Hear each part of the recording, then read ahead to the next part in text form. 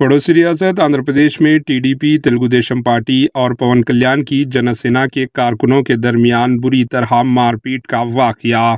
पड़ोसी रियासत आंध्र प्रदेश के ज़िले एलूर के देंडुलूर हलके में पेंशन की तकसीम के प्रोग्राम के दौरान चंद्रबाबू नायडू की पार्टी टीडीपी और पवन कल्याण की जनसेना के लोगों के दरमियान झगड़ा हुआ और उन्होंने एक दूसरे पर हमला कर दिया। इस झगड़े में मुतअद्दिद अफराद जख्मी हुए हैं। पुलिस ने मुकदमा दर्ज कर लिया है और तहकीकात कर रही है।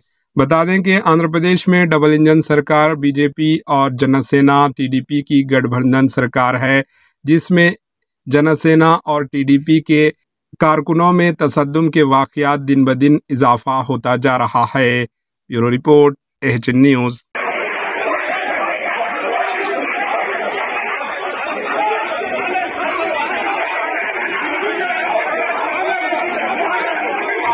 एचएन न्यूज़ को लाइक करें, शेयर करें और सब्सक्राइब करना ना भूलें।